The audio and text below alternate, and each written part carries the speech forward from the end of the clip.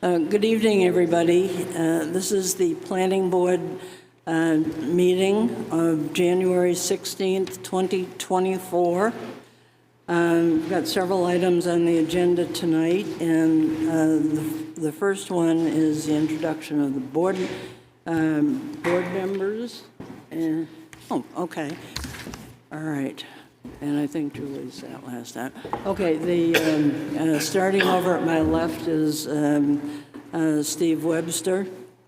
Next to Steve is Peter Goodwin, then Roger Murray. And Doug Braskin is the vice chairman of the planning board. To my right, John Thurston. And Brad Harriman, and then Julie Jacobs, who is an alternate. So we have two alternates. I think you sat the last time. Is that right, Julie? Janie did. Okay. All right. Then would you be willing to be the alternate? Okay. I will. All right. Okay. All right. The first item. And by the way, we're probably going to continue this hearing for the item that I'm about to read it into the record because of the weather. And so we're trying to, be sensitive to everybody's. Okay, so the first two items, Lifetime Green Homes LLC, Willow Street, tax map and lot 204-17, case 2023. -22. It's a special use permit for a 6-unit multifamily building within the wetland setback and buffer. This was continued from December 5th. The next item is the Lifetime Green Homes LLC, Willow Street, tax map and lot 204-17, case 202-25. This is a site plan review for a 6-unit multifamily building. Von Dugan just arrived, so Julie, thank you for offering, but we don't really need need an alternate right now. Kathy? I know why you changed that, but Vaughn wasn't here for the last meeting if the board is concerned about that for the special use permit. Oh. So you might want an alternate for the special use permit and not for site plan. Well, no, she could. If you get to acting on it tonight.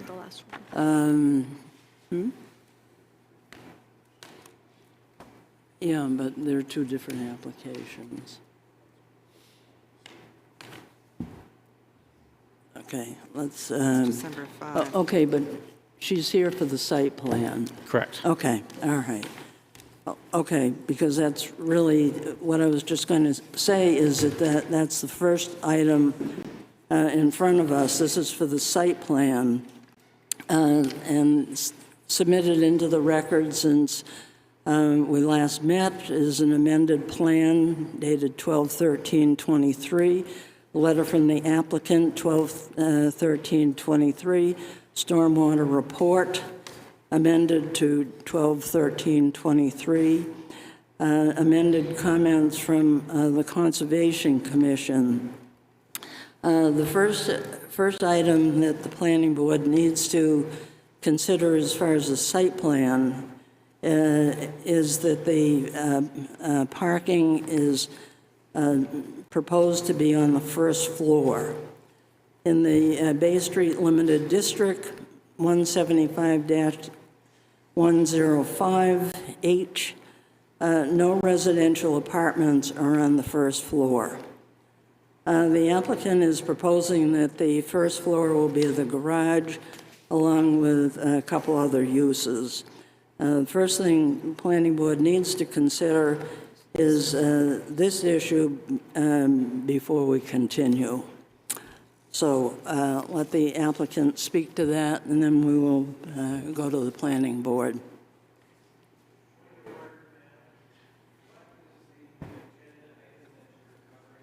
This is the This is the site plan application, is what we're going to do first. Because we've got to decide whether this is, the parking is on the first floor. So that would be item 3B.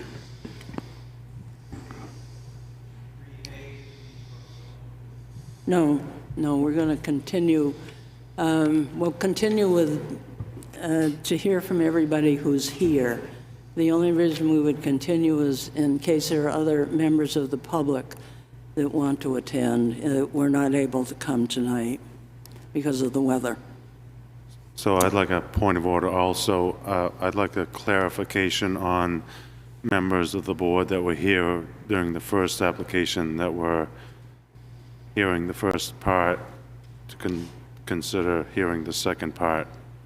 Oh, okay, which alternate was here?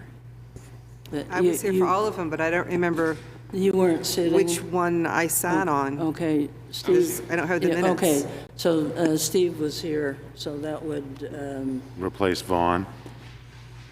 well, that's, I don't know, what do you think? John says that this happened. There are two separate and discrete applications. I think it's up to the board. I Okay. don't think there's anything statutorily preventing somebody from sitting. I don't know what happened to John previously.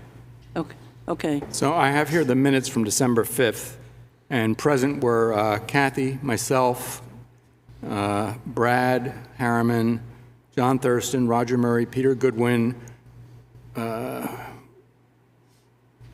where'd it go? Sorry. Julie Jacobs, Steve Webster, and Jane Nielsen. okay, and Steve said that he did sit on it, he was appointed.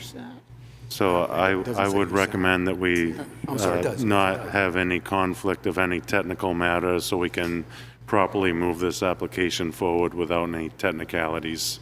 Oh, okay, well, why don't you be a little more specific, John? Well, again, I'm trying to say that if you were here on the first part of the application, you should sit on the second part of the application. Okay.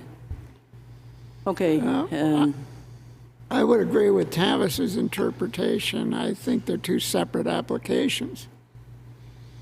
It's a continuance, Roger. That's a continuance, so she can't sit on the special use, but there's nothing that prevents her from sitting on the site review, which has Correct. not been opened. I think we're talking about two different things here. Yes. Yep. I think John's talking about when we go into the continuance from December 5th, that he believes that that original board that was sitting should sit on that one. I don't think he's talking about the site plan review, which is a whole new application tonight. I think the regular board can sit on that. Is that what I'm understanding from you, John? Yep. Yeah, Oh, okay, I'm fine then. yeah. Hey, okay. well, Doug, that did you see who the alternates were? wasn't clear. Okay. So it says here in the minutes from December 5th that Kathy appointed Steve Webster to sit for Vaughn Dugan for the Beckwith Trust and Lifetime Green Homes. Yeah. Okay, so Steve will sit on the special use, and Vaughn will sit on the site plan. Do we need a vote if people are agreeing? Or You're the chairman. well, no, you've made a motion. No, I made a point of order. I didn't make a motion. Okay, I was thought asking you for did. clarity. Okay, I don't think you need a motion. I think that's fine, as long as when you, what I heard you say was both were going to get continued. So as long as that vote is done by Steve Webster for the special use permit and then by Vaughn for the site plan, you'll be Right. fine. okay. All right, okay, back to the applicant. Back to you, does this work? Do you hear this? Back to you, actually. I think, maybe I'm wrong. Do we need to accept the plan, the site plan? Can't hear. See, I knew it. Need to be closer to the mic. No, we don't. All we're doing now is, as a planning board, determining if this is the ground floor or the first floor. That's all we're doing. Okay. It's not Do you on. hear me now? You just got to be close to the mic, yeah. Do you hear me? Oh, there we go. All right. Give me a second. All right. Wow. It's like in my face.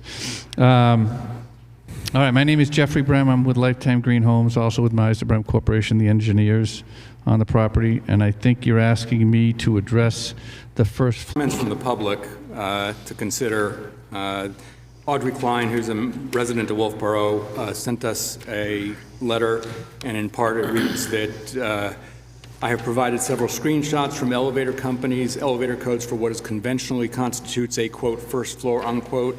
Doug, I don't know if the public hearing's open for public comment. I don't feel correct. comfortable with Doug reading that letter right now. I think the question is whether or not he's meeting the spirit of the ordinance, and the spirit of the ordinance says that there's no apartments on the first floor, and that's the way I would look at it.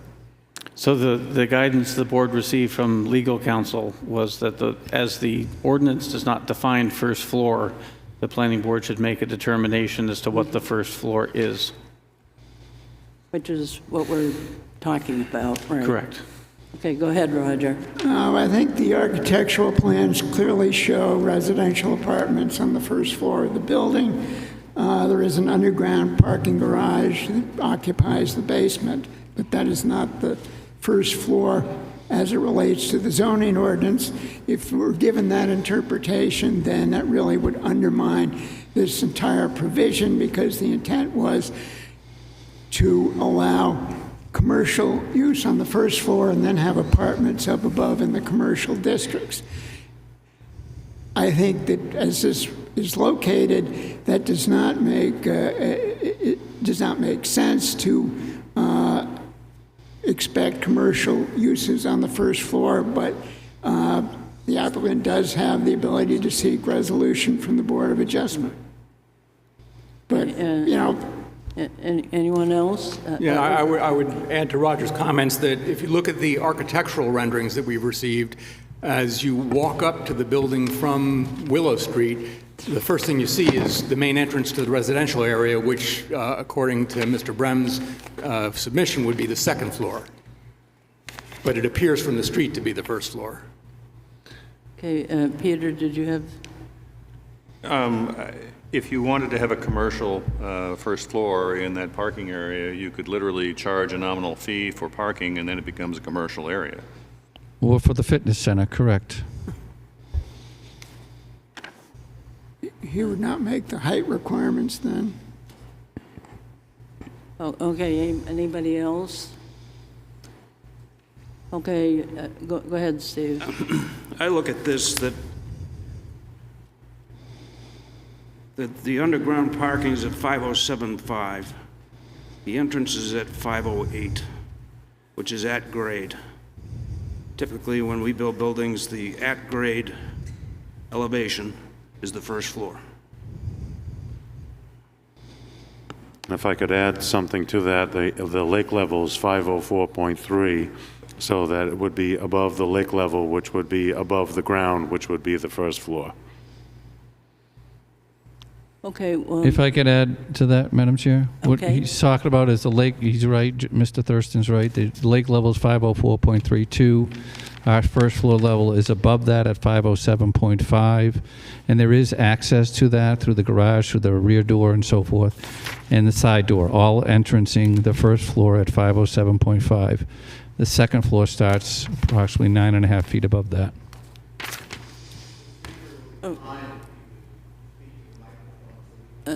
I can't get any closer, I don't know. yeah, I'm literally on the microphone. okay, I'll entertain a motion. I make a motion that we accept Mr. Bream's testimony and move forward with his testimony that the garage is on the first floor and the residential apartments are on the second floor. I'll second that. No, you're not sitting, this is a site plan. This is site Yeah, plan. sorry. I'll second that. Okay. All right, let me do a roll call on this. Vaughn? No, I don't agree. What did she say? No. No, she doesn't agree.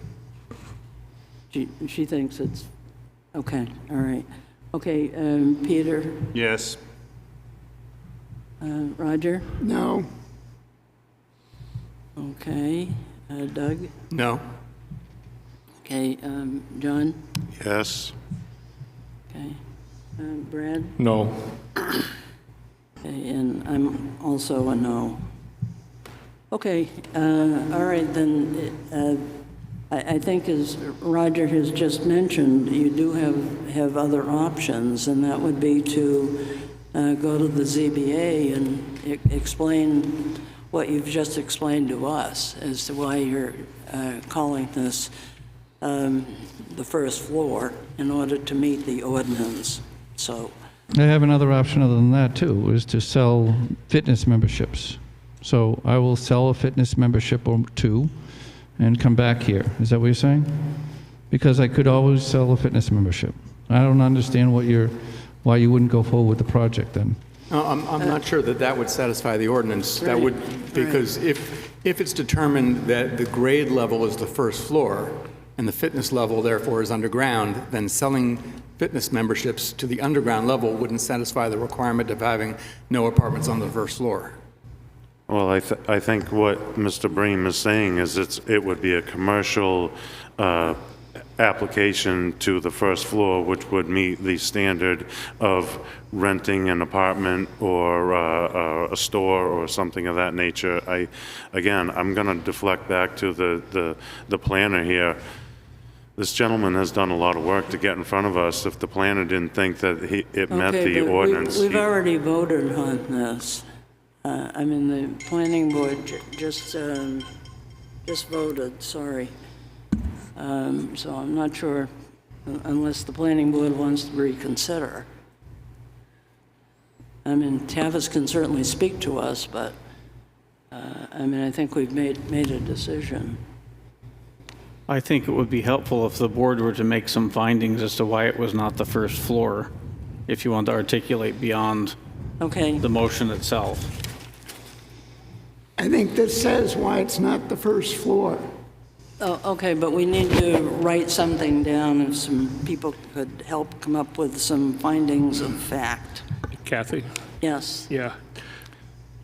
I'll kind of explain my reasoning on why I voted the way I did was, John had mentioned that, the basement floor is 5075. There's a contour right outside, which is the garage entrance at 508.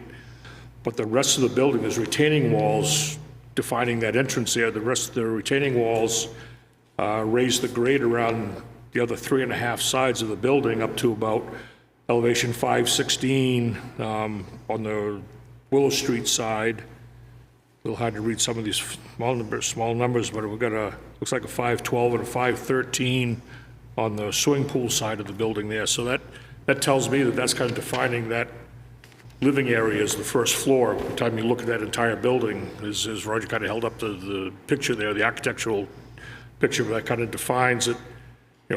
More than 3/4 of that building is the grades that make that first floor of the apartments the first floor in my mind. So that's my reasoning for claiming that that's not the ground floor. The garage is not the ground floor.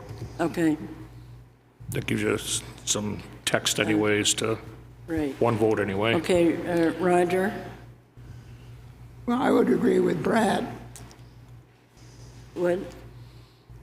I think Oh, okay, could we come up with a couple more findings since we're denying this application?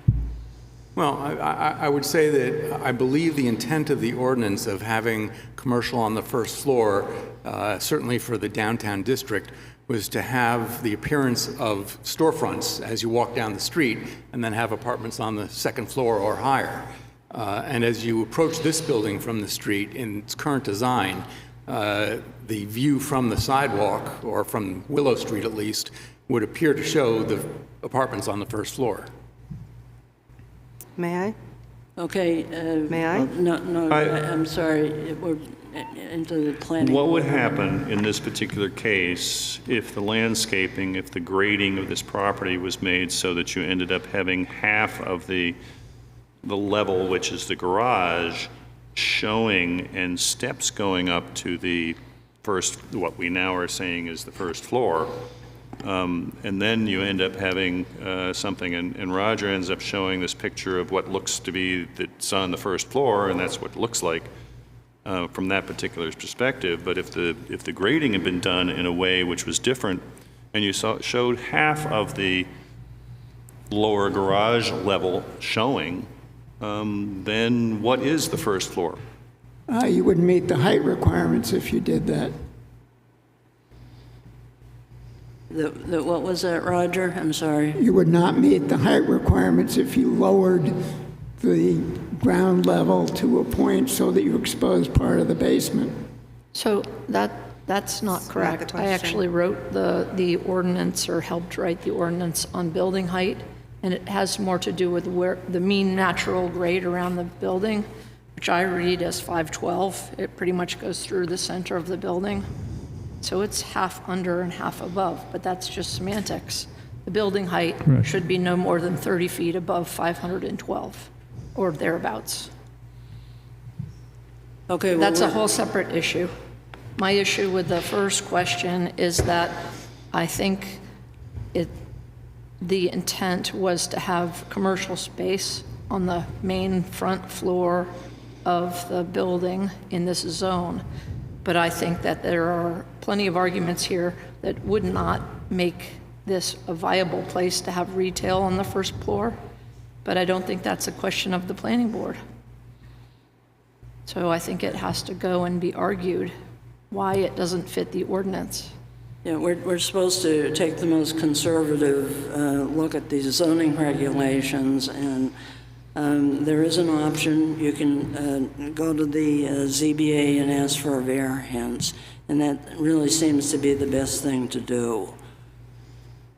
So, okay, so it's pretty much, is everybody comfortable with this and the No. findings? Yeah, okay, well, you voted against it. I just don't understand. I mean, he's building concrete up from the ground, and he's got soil up against the side, and you can go all around town and look at places that are commercial, half into the ground, and then living above the ground. I mean, there's plenty of other examples out there that he's following. May I? I'm trying to get the, I mean, the vote has been made on this issue. So, But you're writing findings so that I can somehow understand it, which I personally don't understand. So if you've got findings, I'm trying to write them down, and I haven't written anything down yet. well, they will be all written to you, so that you would then have something. It's kind of hard to do that right now. Well, I think we need to do it right now so the gentleman can understand it. Well, nothing is established until we give the legal notice of decision. Well, we did make a motion, and we Yeah, approved the yes, motion, so we that's need to right. make findings to go with the But motion. we did make findings. I haven't heard any yet, other than the grade around the building, which should... Brad made some, Vaughn, Peter, Roger, Doug, and I also made some. Could I get clarification on the findings? Yeah, Tavis, do you have them? Doug, do you have? I haven't written down everybody's Right. statement. Generally, what it sounds like is the board is expecting the regulation to be read. Apartments common not on the first floor to mean the first floor needs to look like retail. Roger's view seems to be if you're standing on the trailer, Willow Street, you look and it looks like an apartment. Brad had some discussion about the elevations and that the elevation was primarily at a higher elevation, i.e. more akin to what would now be the first floor or the residential floor. And Vaughn generally seemed to agree with that. Vaughn thinks that it's arguable that retail on the first floor would not be intelligent here, and that's not a point for the planning board. Correct, I agree. Having different planning board members ask me questions, I had no way of guiding the Yeah, no, applicant or the board because the first floor wasn't really That's okay, we're defined. supposed to come up with our own findings, Right. so, yeah. So I have a... But at the same time, many read apartments not on the first floor as we didn't really mean to prevent apartments on the first floor, but we wanted to allow apartments over existing retail, which seems to be morphing now into thou shall have a non-apartment use on the first floor. Okay, I would interpret it as a thou shalt have commercial on the first floor. That's not what it says. Not on the second floor. It says no apartments allowed. It doesn't say you have to, there's nothing in there that says I have to put commercial on the first floor. All right, you can make it, since you can't make retail apartments, residential apartments, so if it's not going to be a residential apartment, it's going to be something commercial, unless it's going to be vacant space. This is what I'm getting at, Madam okay, Chair. but I don't no, see look where at- it says wait a commercial, minute, but wait you're a using that minute. as a fine. We have already voted on this. You know, I'm sorry, but I think we have to look at the regulations, take the most conservative view, because that's what the reason we're here. And what we're saying is that you could go to the ZBA, make your argument there, and then come back to us. I understand, but it has to be based on reality, facts. The regulation does not say anything about commercial on the first floor. So if that's your finding, how do I argue that if it's not true? How do I argue an untruth? It's true that it doesn't say that you have to have commercial on the first floor. What it does say is that you can't have apartments on the first floor. Correct. And the planning your board has made the finding finding is- that you have apartments on the first floor. And what you would appeal on a variance request would be the right to have apartments on the first floor, because given the location of this property, it's not suitable for commercial use there, and apartments would be a much more appropriate use. And actually, to take commercial out of it, I would say that apartments on the first floor may be the appropriate use for that site, but you need a variance to do that. Right.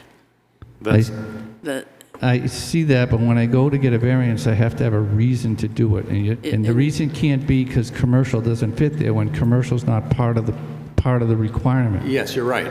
That's what I I'm would say getting the at. reason is that in this instance, perhaps apartments are suitable on the first floor rather than being prohibited. right. But what you're doing is you're seeking a variance to the requirement that there be no residential apartments on the first floor. It's as simple as that. Understood. But I'm trying to get when I appear before the Board of Appeals, which is a separate board, they're going to ask me the rationale for the variance. That's what I'm getting. I need to know why you voted to not allow it. And you're telling me, you mentioned commercial a bunch of times, looks like retail. Vaughn said it's arguably not intelligent here. Brad talked about grades around the building, which are not true. If you look at the back of the building, it is halfway in the back. So it's partially true and partially But not. that's what We're he telling said. you, you can't put residential apartments as you've shown them here. And that's the issue for the variance. It's quite simple.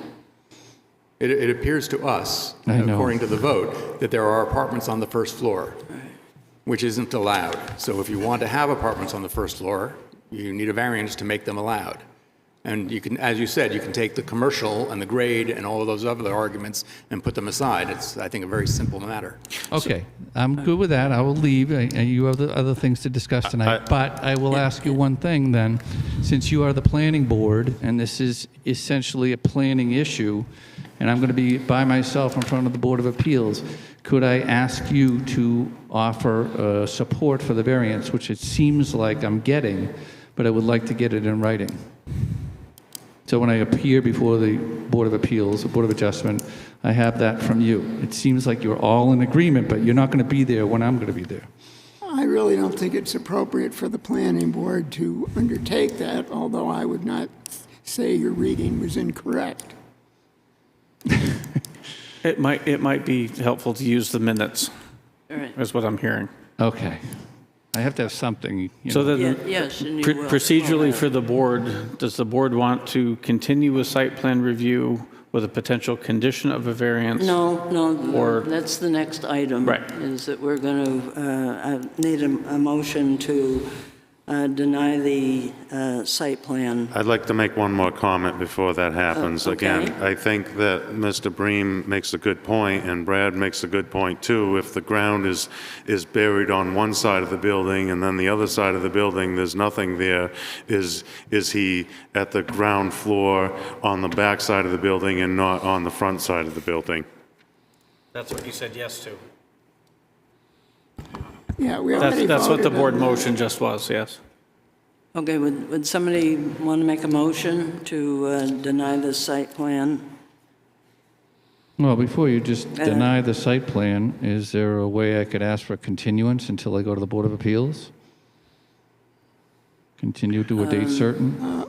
We do have 90 days to respond, to act on an application, but if you agreed to grant us an extension, Yeah. Yeah, we would do that. and then would we continue it to a date certain, or if that wasn't clear, then we would just continue it and then reschedule it when you've obtained that variance. And I have another zoning issue. I am appalled by my board members here to make this applicant. He already came in front of us for a full discussion. You guys couldn't come up with your information before? You wanted to bring this gentleman in front of us and make him go away? He's been exceptionally nice. Thank you very much. I would tend to agree with John in that Thank you, John. there was a number of times when these issues could have been brought up, and they weren't. And so now we're sitting here saying now he has to do X, Y, Z.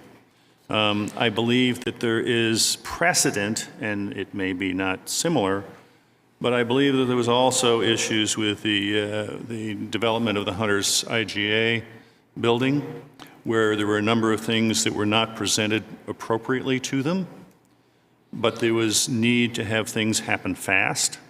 And so therefore, basically it was because he hadn't been told to do X, Y, Z, we said it's okay. And in this particular case, I believe the board has not ended up saying what he needed to do at the last meeting.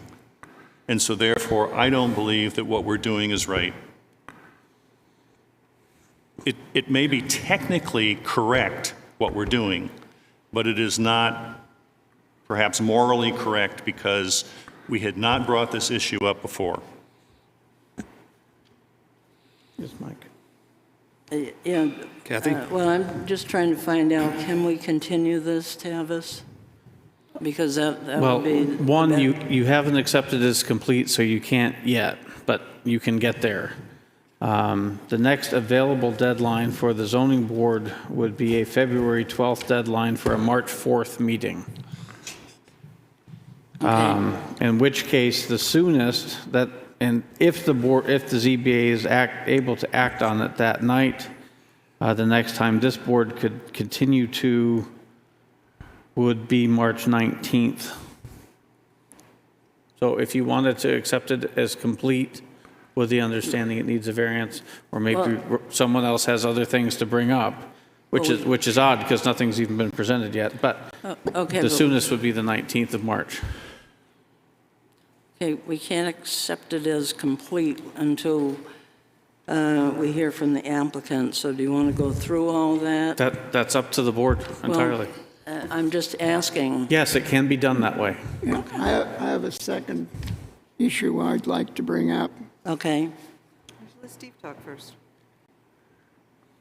Steve wanted to speak. The ground floor is the first floor. And that's it. The ground level is the entrance to that building. Only if you come in from the south side, not if you come in from the north side. Or If you come in from the north side, it is the garage is the first floor. The ground floor is the garage. Ground floor is the same as the first floor. We need housing in this town, and you're hanging this guy out to dry. This isn't right. what the general findings seem to be is what it looks like from the street is what defines the first floor. Well, I would make a motion that we re-evaluate the vote which was just taken. I don't know whether we're abiding by Robert's Rules of Order, but under Robert's Rules of Order, a motion for reconsideration has to be made by someone on the prevailing side. Okay, Roger, what other issue did you want to bring up? And that is the setback issue. I don't believe the building meets the setback requirements. The open, covered walkway is not. You're talking about the front setback? Yeah. Yep, okay. The minimum 10, maximum 20. And I would suggest the applicant, when he goes to the Board of Adjustment, address that issue as well, because I don't believe it meets the requirement. It's not part of the building. Setback is defined in terms of the building, and the fact that you have a covered walkway with no sides, not enclosed, does not constitute the building setback. And the other thing we would need, in any event, would be the Board of Selectmen to agree to the access to the Bridge Falls path by this walkway, which I don't believe has happened. So I would suggest that Roger's mention of the walkway may or may not be valid. That's certainly something up for discussion by the planning board and perhaps by the Board of Adjustment. With regard to the access to the Bridge Falls path, I know that there are several residential properties along the Bridge Falls path that already have direct access from their homes, and I don't understand why this one would be treated any differently. Because there's construction proposed for the on the Bridge Falls path. I don't understand why that, what is that construction?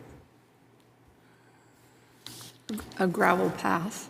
No, this was a covered walkway which came up so that it would be associated or close enough to the setback requirement of 10 to 20 feet. And it seems like it was, you know, it's stretching the limit. It's doing exactly what you're supposed to do. But if you didn't need that requirement, it would probably save a little money and people could go out the driveway and get under the Bridge Falls Pass without having to have a new access point. So I don't think that that's a necessary thing in this particular construction. May I speak? If you want to put it there, that would be fine. That's But what I wanna it to me is something which is extraneous and not needed in order to go by what we're really looking for in keeping the Bridge Falls path looking nice. Right. Well, I need it for building permit purposes, but are you telling me when I'm going to the Board of Adjustment, you want me to ask them to adjust that rule as well? You could ask for an adjustment. If you have to go do this other one, you If I might have as to go well through the ask other that one, I have no problem asking for the adjustment. I thought it was a cool idea, interesting, but like you said, it's not required. It's going to cost me money. If the Board of Adjustment agrees to take that off, I will do that. And I still would like to get somebody from the planning board to help me out with the Board of Appeals, whether it be through the minutes or if you guys want to join me on March 12th, that would be great. Well, certainly you can use the minutes, and I expect that anybody on the board could be on your side as a private citizen rather than as a member of the board. Right. Before John goes, Mr. Thurston, I just want to say I did come here to comment what he said. I came in on October, and Tavis said you don't have to come on October. And I said, I want the board to see the project so I could get some feedback. That's why I came in October. I came again in December, and it was advertised improperly, so we couldn't talk about the site plan. So you saw me in October, you saw me again in December, and this is the first time I'm hearing that you have an issue with the first floor. So I can understand, and believe me, I feel the same way. I don't think this is right or fair. If you're forcing me to go to the Board of Adjustment, I have to sit and take it, but I'm not going to tell you I'm happy about it. We're not forcing you, we're suggesting that that's what you need in order to help us comply with the regulations. I think it would be prudent for the board to make a determination, or Roger to make a motion that the covered walkway is not considered part of the structure for purposes of setback determination, or something to that effect, so that there's actually something tangible to appeal. I will make a motion that the building as it's presently located does not meet the 10-foot maximum, minimum, or 20-foot maximum setback as required by the zoning ordinance. I'll second that. Okay, let's see. Who's sitting for, Right. who's sitting for John? That's right. How about Steve, since he sat on the... But somebody needs to, it doesn't matter who you appoint. Oh, okay, do you not want to sit? No. Okay, fine. Julie? Okay, you I'm don't kind of have tempted to follow John out, actually. He wasn't wrong. oh, okay, And we never fine. agree, you know that. Okay. Okay, well, we'll go with six members. Well, I mean, you can appoint Julie, that's fine. She said she... I'm not back in Okay. court today, do you want me? Okay, all right, Julie, you're it. Julie, are you agreeing to sit? I'll sit in place of John, yes, I will. Okay. All right, so Roger's made a motion. I'll second the motion. It's already seconded. Peter did. Peter seconded it? All right. Oh, okay, all right. Okay, Vaughn, are you in favor of... That it doesn't meet setbacks as presented. Front setback. I don't think that was the way the ordinance intended it to go, between 10 and 20, that it would be a walkway structure, so I'm not in favor of it. So yes on the vote. Yes on the vote. Yes. Yes on my motion. Yes. Okay, Brad? Yes. Okay. Julie? No. Okay, and I'll vote yes. Okay, so that motion is that we would like him to also suggest to the ZBA that that would be part of your application to them. Okay, meanwhile, back at the continuing of this hearing, Tavis has come up with a date for us to continue it to. If you accept it as complete. Well, that means we have to go through, Well, because the next available date is in March, it can simply be renoticed. It's up to the board whether the applicant is responsible for that fee. It's four abutters. What's that? It's only 4 or 5 abutters, and then the advertising. In the newspaper, yeah. Yeah, I'll pay for it if need be. I would suggest that, given what we've heard tonight, that we shouldn't make the applicant be responsible. yeah, I agree with that. Okay, so meanwhile, back to the continuance. Do we want to continue this? I Okay, mean, so again, you can't continue if it's not complete. So you can make a motion to deny without prejudice or deny. Okay, I mean, technically, you're supposed to open it to vote on it at all, but if you believe it's incomplete because it needs the variances, you can deny without prejudice. I don't think the application is incomplete. I think it doesn't comply with the ordinance, but if the applicant wants it to be continued, I don't see a reason at this point why that can't happen. It just has to be opened because you have to continue a hearing. You can't continue an agenda item. Yeah. Would you like to make a motion? I need an open hearing? Is that the, well, no, I don't think we want to do that. We want to say that the application is complete, but we really haven't determined that yet. That's all I'm suggesting. There's plenty of time to renotice. The board has generally said that the town will pay for the renoticing. Okay. So I would recommend that the board deny without prejudice and allow the applicant to reapply when they're ready for site plan. Okay, You still and- do need to continue the special use permit. I move that we continue the special use permit To, to a future date of To March 19th. March 19th. okay? Okay. Before we vote on that, we have 90 days from December 5th to act on the application. Are you willing to waive the 90 days? I am willing to waive the 90 days. If you need that in writing, I'll do it tomorrow with Tavis.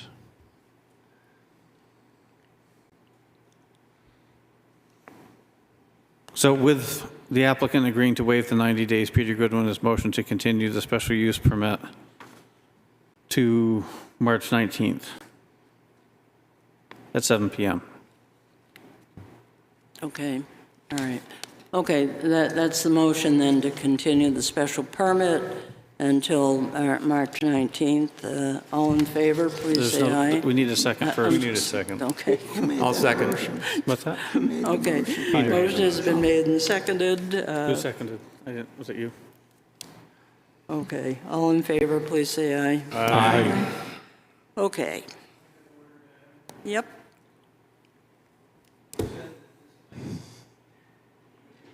John, Yeah, no, Yep, but it's not. right. So do you want a motion on the site plan No, to deny, or do we No, know? wait a minute, what, I'm not sure what the issue is.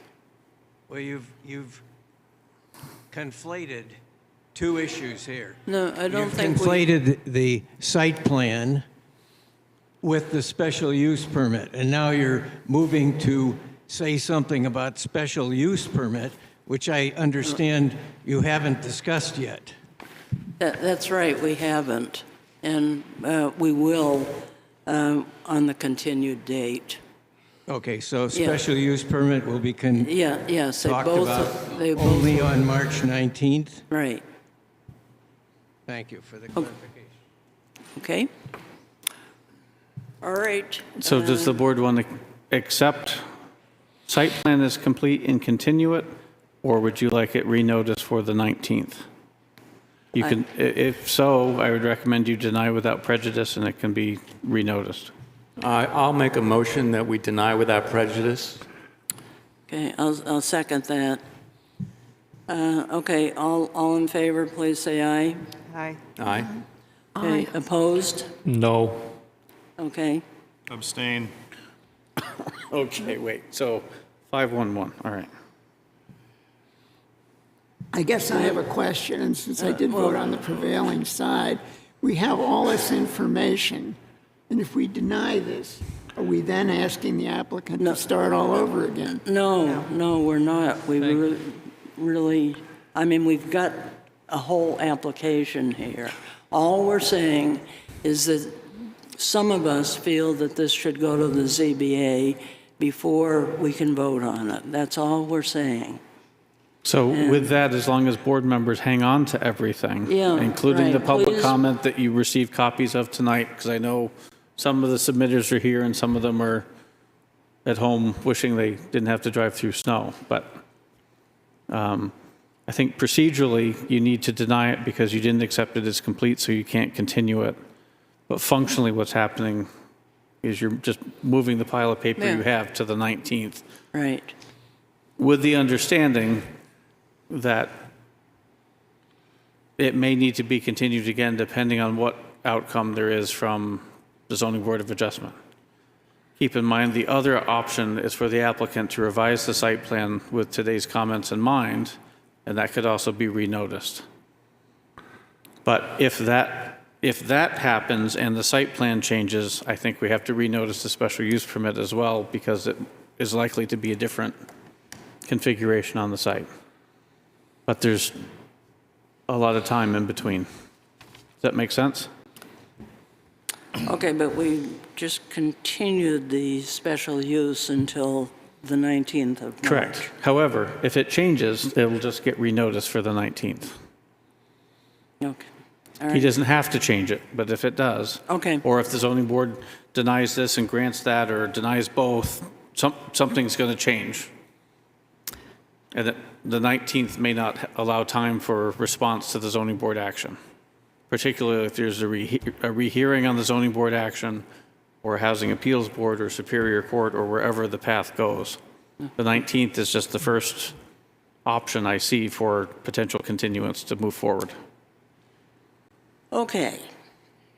So we have continued the special use, which we will listen to whatever people want to say, and the site plan we have denied without prejudice, but will be rescheduling it along with the special use Correct. permit. Can I raise one other point? What? Can I raise one other point that has to do with the special use permit? Well, you've already continued it. I don't know Yeah, how right. that fits. Well, I just don't want the applicant to come in and be surprised by section 175-10-1B 7, which says when a special use permit application proposes work that requires a New Hampshire shoreline permit in accordance with New Hampshire RSA 483B, the applicant shall submit a copy of the shoreline permit and approved plan as part of the special use permit application. I have to supply you with a copy of the application to the shoreland. The approved, the shoreline permit and approved plan. I believe it says application, but I will look into that, Mr. No, Murray. it says a copy of the shoreline permit and approved plan as part of the special use permit. I'll look that up. I just, So is there any way to continue discussion on some of the site plan issues so that there won't be any surprise in the future or something can be dealt with on the way to March 19th? Not as a group because you just continued it. Well, that's why I came in October, to be honest with you. And I got comments, none of these, but I got comments. Okay, well, I believe we've made a decision, right? You did. Okay. Okay. All right, okay. Thank you very much to the applicant and to everybody who came out to speak on this issue. Thanks a lot. Okay, on to the next. It's a petition for multifamily dwellings. Tavis, you want to go over the, well, can you just, Get the slide up so that the public that's here can see it if there's anyone that wants to make a comment. There was a petition zoning amendment that was submitted. There was a petition zoning amendment that was submitted to the town clerk. One of the requirements under the statute is that the planning board have a public hearing, and at the end of that public hearing, the board needs to make a recommendation to either support or not support the petition amendment. The petition amendment or petition warrant article is on the screen for those in the audience, and the board has a copy. I don't believe the petitioner is here. is anybody here to represent the petitioner? Okay. All right, anybody have any thoughts on this petition warrant article? I would, my first concern is for the wording for 175-144 and 175-145, which in what we received only includes the title of the section and not any verbiage underneath it. So I'm not sure whether, it doesn't appear that there's any change in the title, so I'm not sure why those two were listed. Okay, and I'm we're just not- confused at what the purpose of the article even is, honestly. Right. I mean, this is literally all that's submitted and what the board is to make a recommendation based on. So the change I see in 175-143, it changes the title from applicability of other regulations to applicability. And then in the body of the text, it changes town regulation to town development requirements. So the main change there is from regulation to development. I would say that with those comments, I'm not sure that it makes a significant change, but certainly I'd support it if somebody can give me an idea of what change it really makes in the actual application of the regulation. Right, yeah, I found it unclear. The ordinance has been in effect, well, I look back at 2001, and it's always said that this ordinance is sort of supersedes other ordinances. So to me, this would be a radical change. And you know, if the petitioner wants to come and talk to the planning board and explain her reasons, I mean, I think that's something we'd like to talk to her about. But right now, I'm not sure we have enough information to go forward. Also, isn't this kind of a funny way to change something for the planning board by having somebody from the public just kind of do it, rather than having the planning board make the changes and then bring those to the warrant? Well, Oh, it's my It seems understanding for odd. any town regulation, planning board or otherwise, that the public is, of course, welcome to put forth a change to the regulations. I don't believe it requires approval of the planning board. It only requires approval of the public during the general election. Right, but this kind of looks like we did it. And we're like going, No, what is this will appear on the warrant as a petition warrant article. It'll be article number 3. As a So petition. not like at the end with all the other petition warrant articles. No, the zoning amendments go at the front, because Wolfeboro doesn't take the warrant or the zoning amendments to deliberative session. So as I read this, there is a very clear intent of the proposed change, but I don't believe it's my job to interpret for the petitioner. So let me question this also, since I'm one that stays to the end of the deliberative sessions, because all of these are at the end. If this is going to be number 3, is this going to get skipped over at the deliberative session like normal? yes, When you started with the other wouldn't- ones? Then I don't think that's right if the public doesn't have a chance to even No, question it. this is it. This is it. This is it, right here.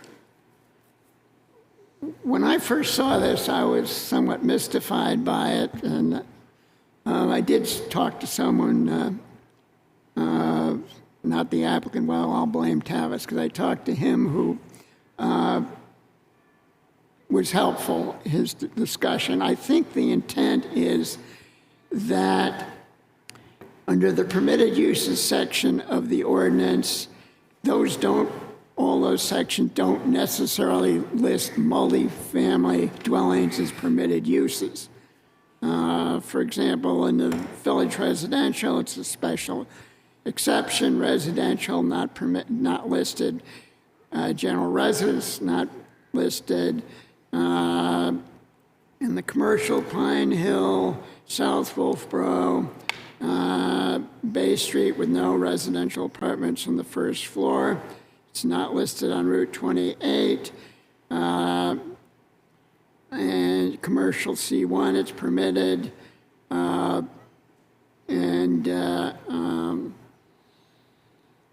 read my, Wolfeboro Falls, it's permitted. It's listed as a permitted use, but not permitted on the first, well, it's not listed, it's just the permitted. Wolfeboro Falls and Bay Street. Yeah, it just says not residential apartments not permitted on the first floor.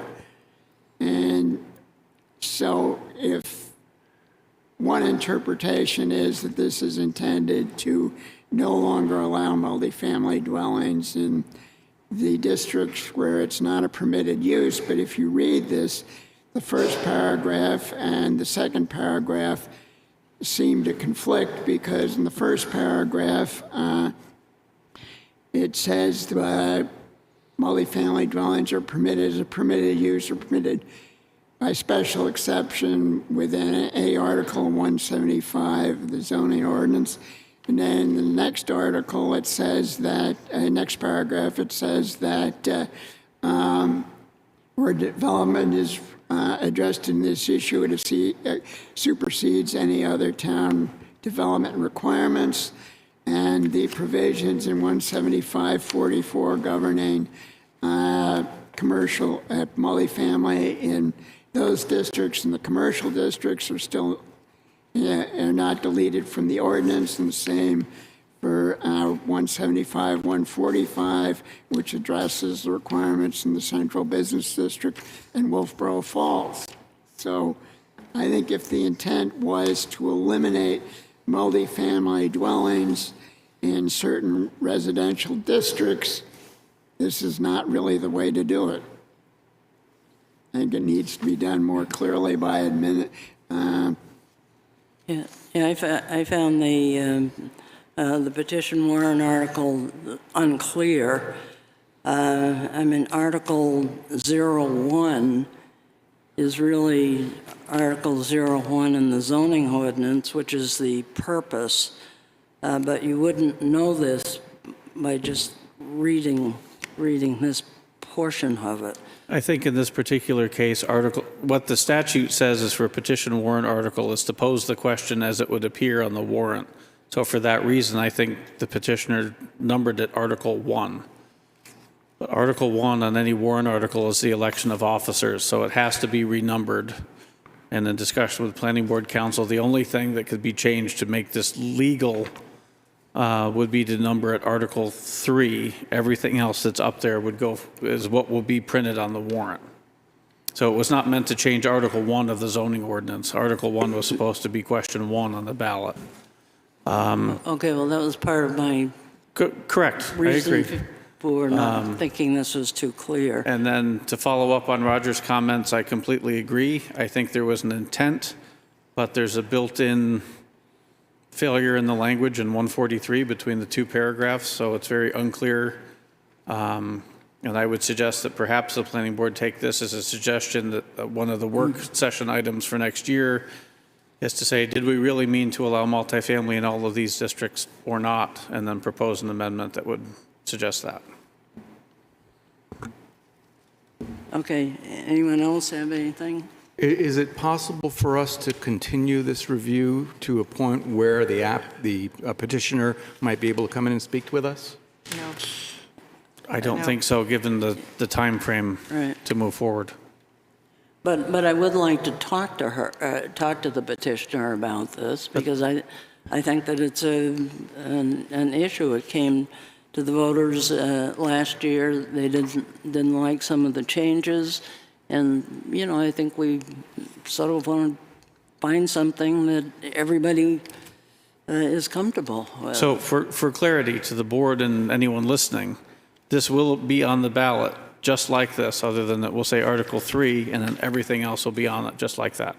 The question will be on there, not the changes. So where on the screen it goes from Article 1 to ending in sections in Chapter 175 zoning, that will be the question that's on the ballot.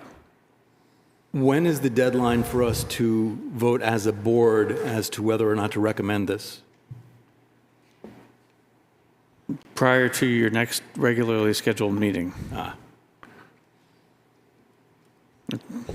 Okay, I'd like to go ahead and, how does the board want to You do have to move on open the this? public hearing on it. You do have to have a public hearing on it. Okay, all right, okay. Want to open the public hearing? I'm just said, okay, the All right, we'll public open the hearing public is hearing. open. Is this on? I just had one point of clarification.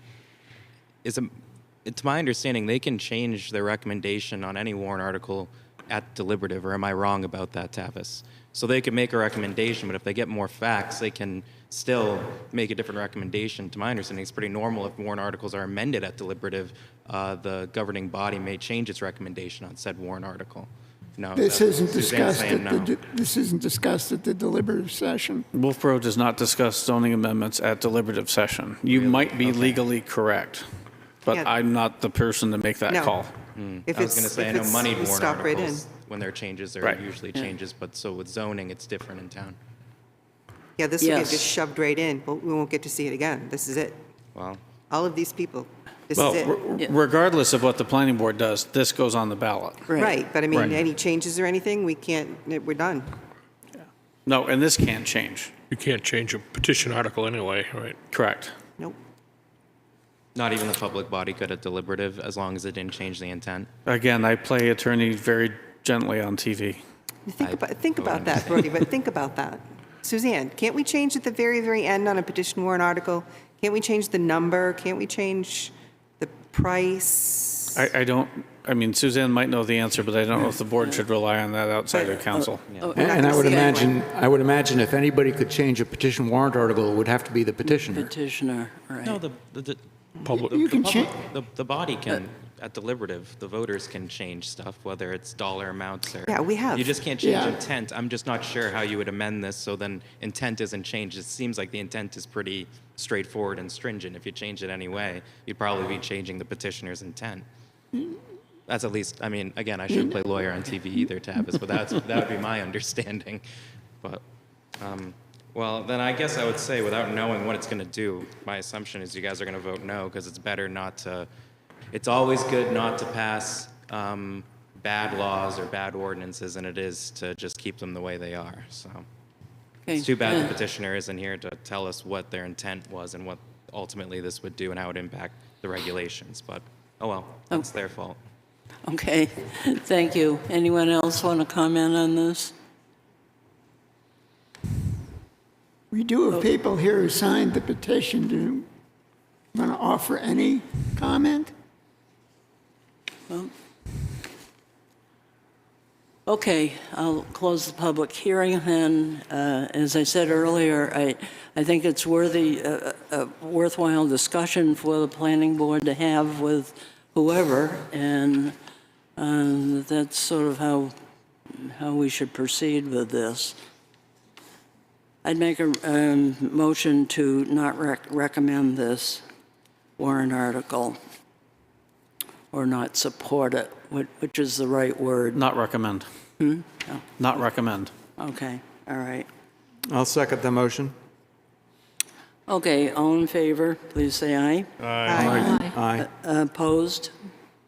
Okay, all right, thank you very much. Okay.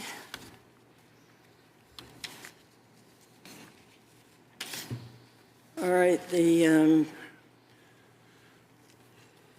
next item is to review the warrant article. Question.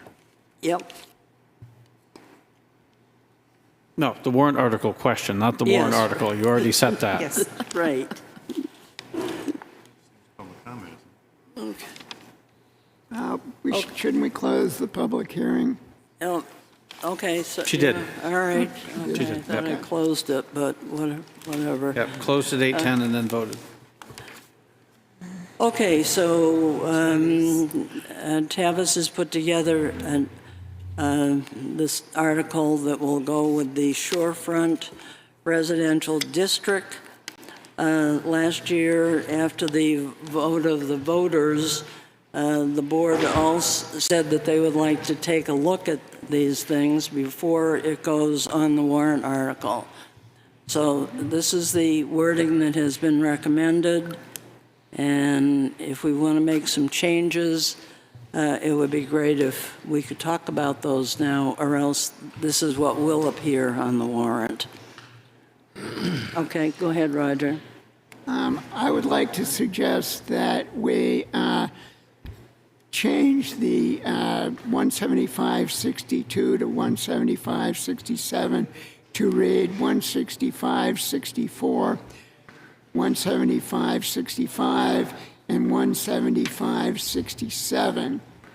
And then insert to clarify setback requirements and to amend permitted uses and then those regulations governing tree and vegetation removal, stormwater provisions, and delete the words "and general development criteria." Okay, just a second, I'm sorry, but we've still got some items we've got to finish up.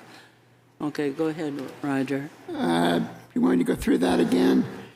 I'd list 175, 64, 65, and 67, because those are the particular sections that we are addressing, and I don't want to give the impression that we're rewriting the shorefront regulations. So 175-64 and 67? 64, 65, and 67.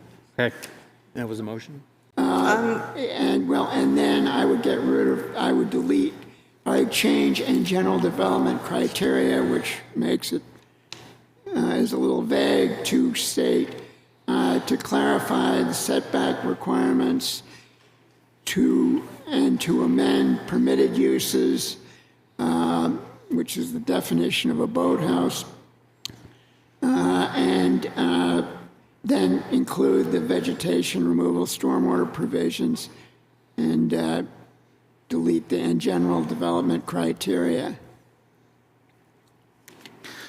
So if I'm correct, the question would now read, are you in favor of the adoption of amendment number 1 that's proposed by the planning board for the Wolfeboro Planning and Zoning Ordinance to amend Article 9 Shorefront Residential District Sections 175-64, 175-65, and 175-67 to amend those regulations governing tree and vegetation removal? No, it would read, to clarify setback requirements. Okay, that comes first, okay. To amend permitted uses, and then your language down through provisions. Okay, so, and 175-67 to clarify setback requirements and to amend permitted uses. Regulations governing tree and vegetation and amend those removal, regulations and stormwater provisions within the shorefront residential zoning district. And amend the boathouse definition. That's the actually permitted under permitted uses. uses. Okay, all right. Can you really just skip from 62 to 65? You can leave those off? Because it Yeah, is they're part not- of. It says to amend Article 9. Isn't that like the whole bit of Article 9? No, but it's Article 9 and then the section. So what Roger's pointing out is that 162 and 63 are not changing. There are discrete changes in 64, 65, and 67. And 66 isn't. So we can do just a portion of it? Because it sounded to me like we're doing number 9. No, And these are the portions in number 9 that we're taking care of. That's just what it said to me. Well, you have to tell the public what article it's in and then what sections you're Yeah. changing. So as printed out for you was just the entire ordinance. I just thought it was the entire ordinance, yeah. Instead, the changes are specifically in 64, 65, and 67 to clarify setback requirements and to amend permitted uses and to include regulations governing tree and vegetation removal, stormwater provisions within the shorefront residential district. I just thought it made more sense to do the entire thing since it's the entire thing. well, it's not amending the entire thing, and the intent of my revision was to make it clear that we're not doing wholesale revisions to the shorefront residential district. So if Roger has made that motion, I'll second it. I'll second it. I mean, I would recommend it to the rest of the board because I think we need to be more descriptive and more specific, and I think hopefully the voters will be less confused. Okay, anybody else? We've got a motion and a second. Anyone else want to make a comment? I guess one further comment, it's a question for Tavis. In this motion and vote, do we also need to include any interpretive statement that we might want to include? Such as? For years, I have been guided in this state to simply list what is changing. So the fact that it goes much beyond 175, 64, 65, and 67, you are explaining a bit more than the question actually needs to say. However, the board heard last year that the public wants more in the question. So one of the things that's been a paradigm shift moving from one New Hampshire community to Wolfeboro is that when the warrant, in the previous community, when the question was put together, immediately below the question was the entire strike-through red line version. It was all done in underline and italic, so there would be no color issues, if you will, in the town report, so that the voter could then come into vote with the town report in their hand and say, oh yes, I remember reading this, I'm going to vote this way or that way. With the system in Wolfeboro, only the question goes in. So I would say you can add interpretive dance to this if you would like, but you have to be very careful not to be politicking in your language. I know you know that, but I'm just saying it for everyone listening. The board should not be inferring a position statement to vote for or against in the interpretation. And sometimes one interpretation, well, as we just learned with the petition warrant article, different people construe different things from it. So I would be very cautious in what the board puts in the question. So if we could put the whole draft with strikeouts and changes, we can't. No. I am more than happy to put together the question and the voter's guide, as was done last year, so that people can say, oh, that's what this means. But it will not be in the town report or on the ballot itself. And it'll be on the, be on our website, too. And I mean, technically, the board doesn't have to vote on this question. This is not something a board usually votes on. So what I'm going to do is make the change. I'll get it out to everyone, and hopefully first thing in the morning so people can say, yes, that's what I believe we voted on. And then I can put together the voter's guide that has the question and the amendment, proposed amendment. Okay, well, the only reason we're having this discussion is because about a year ago, we agreed that that's what we were going to do. Correct. Yeah, after, well, it wasn't a year ago, it was after town meeting, so. Would we allow Ken Perry to speak to this, since he was one of the proponents of accurately explaining warrant articles? Please. Okay. Ken Perry, North Wolfeboro. What I referred to last year was RSA 675-3, method of enactment of certain towns and village districts. And what it says is, included in the warrant article that people are voting on should include a topical description of substance of amendment. That doesn't have to be where every line changes or every word that changes, but in one or two sentences so the voter understands what they're voting for. That's all it is. Do you think we achieved that? Well, it's just been changed now. So Right. If somebody could read through it a couple more times, maybe you have. Okay. We're going in the right direction. With what you've been talking Yeah. about, the changes, I'd just like to hear the whole thing read one or two more times so we can see whether or not that gives us a topical description of what the change is.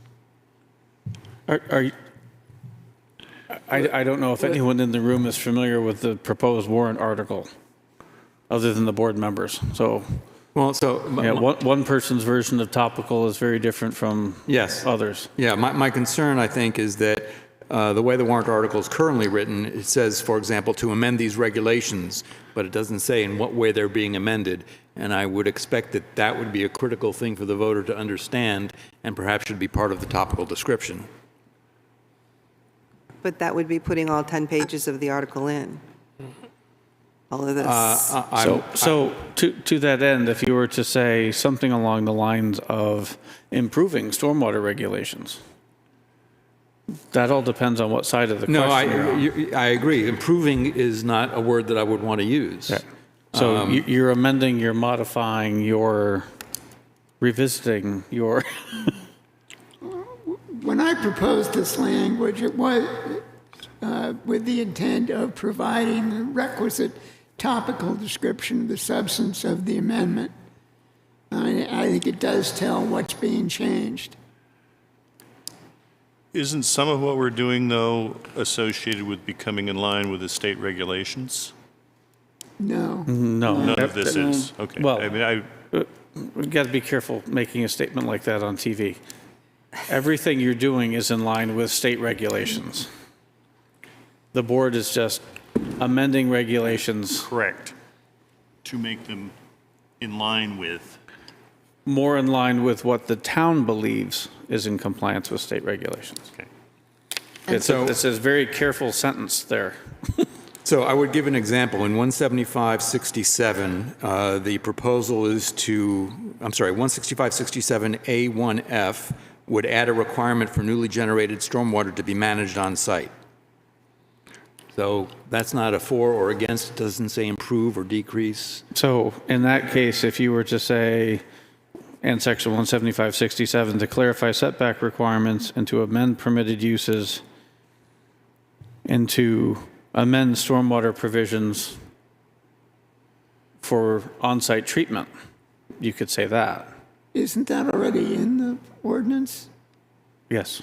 Well, arguably. At the 8 to 20%, it says you need a rain garden. It doesn't say what size rain garden. The proposal would identify the size of the rain garden. But I thought there was a separate provision in there that said that you had to handle it. It all has to on-site. be treated on site, yes. And that's not changing. It's the amount that's changing. But if you say increased on site, then that's politic. I don't necessarily have any concerns with the proposed change as was voted on. But again, I would implore people to look not just at the question, but to look at the voter's guide and see what's actually changing. Because regardless of how you phrase the question, the article passes or fails, and it really is up to understanding what's in the change. Yes, I agree that it would be useful to have all the voters look at the voter's guide, that to be an educated voter. I'm just trying to ensure that we comply with 675-3, as Mr. Perry has said, to have that language in there. Could we add the word current here to amend those current regulations governing, so that it might sound like we're amending this stuff, but it's the current ones you got to look at to see what we're amending? That might give people more of a clue. Well, I think that's a given. No. Okay. Okay, did your wording get in there for managing on-site stormwater? What you just read? Sure. Well, no, certainly that's not in the proposed article. That was just an example. I've got certainly a dozen examples of things that are changing.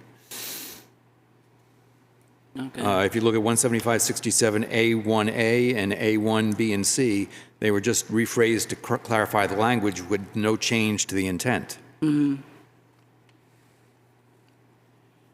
When I was considering this, I at one point looked at shoreline lot improvement standards and concluded that probably the current language we're proposing might explain things better. Madam Chair, if you'd like, you could put together a subcommittee to work on the question prior to the deadline, but I don't know if the board will be able to convene and re-ratify. Okay, I thought you had said earlier that you would make these corrections, send it around to people, but you I can do that, but if we start getting, what I'm going to do is I'll blind copy everyone on it so that replies only come to me. Yeah. Well, It'd be to amend those. Yes, I heard that as well. Whether you need another amend in there, or can just read to amend, clarify setback requirements and to amend permitted procedurally, uses. it needs a comma between each thing that's being amended, so yes. So are you in favor of the adoption of amendment number 1 that's proposed by the planning board for the Wolfeboro Planning and Zoning Ordinance to amend Article 9, Shorefront Residential District, comma, Section 164, comma, Section 175-65, comma, Section 175-67, to clarify setback requirements and to amend permitted uses and to amend those regulations governing tree and vegetation removal, comma, and stormwater provisions within the Shorefront Residential Zoning District? I believe that's correct. I will try and type it that way when I send it out. Okay.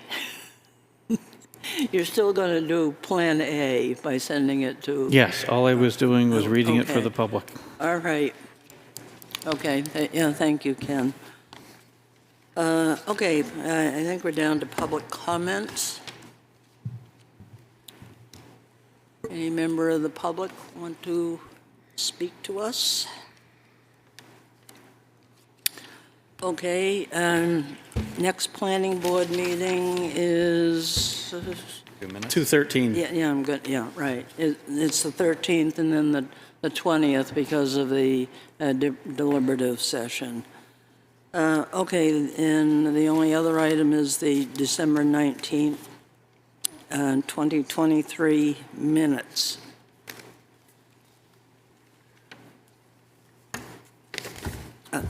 Yeah, right. Okay, anybody have any corrections? Nope. Move to approve. Second. Okay, motion has been made and seconded to approve these minutes. All in favor, please say aye. Aye. Opposed? Okay, somebody want to make a motion to adjourn this meeting? I'll make a motion to adjourn. Okay, second. All in favor, please say aye. Aye. Opposed? Okay, great. Thank you, folks.